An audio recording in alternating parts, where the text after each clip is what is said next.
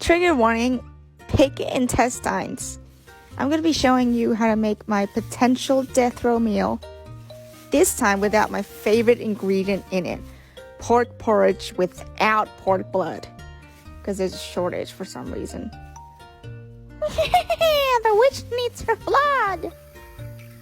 But if there isn't intestines, we'll just do for now. Intestines, fuck whatever. Shit holes. Okay? Shit tubes. What I'm doing now is I'm cleaning it as best as I can. And I've basically cut it up into pieces so that I can basically turn them inside out and extract the shit content that is in it. I have no idea if it's actual shit, right? Okay. Yeah.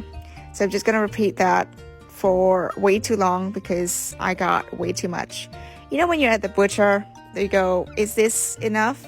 And they've already had it in their hands and you can't say no. You can't. Anyway, so the start of any good broth, we want to start boiling some water and putting some pork bones in that.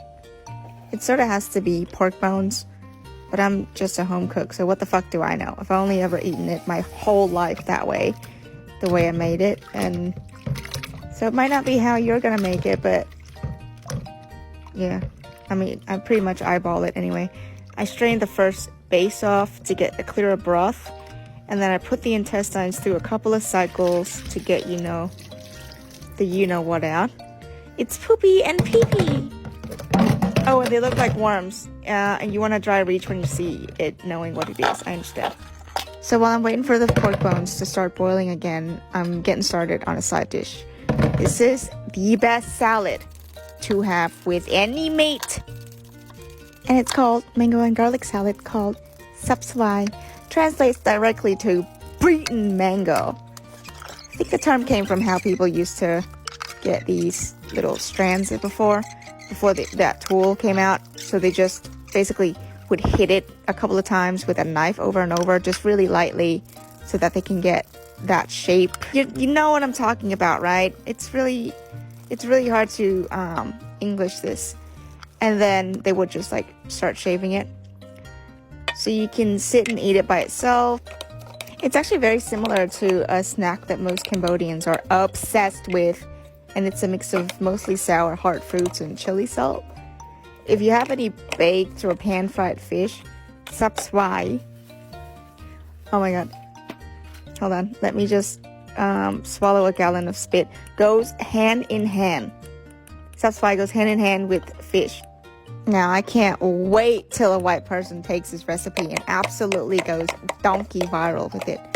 Like chia or fucking yoga. Then I'm adding fish sauce mixture I already made. That's fish sauce. Lots of sugar, a bit of water, minced garlic.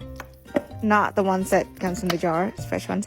And chopped onions. The onions are off-colored because I had it sitting in the mixture for 2 to 3 months already. Lastly, it's important to add spice. I mean, fresh chopped chili, set your asshole on fire kind of heat. Or it could just be like a bit spicy. And it's done.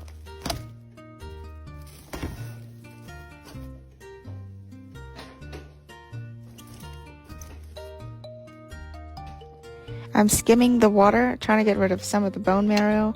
Just trying to make the broth clearer, even though we've actually got shit tubes in there. At that stage, I've already added pork rashers and they're already cooked. You're not meant to be doing this next part, but I've been fine eating it, and that's how a lazy person would make it. So I take a cup of rice and I dump it in there. This is up to your preference. If you want to make it a bit more risotto-y, put more rice. More soupy, then put less rice. I'm taking this to work, so I need a lot of rice in there so I don't run on soup rice in my stomach for 8 hours. And this is the finished look. I hope you guys don't criticize my recipe because I don't give a fuck. Thanks for watching. Ooh, the perfect bite.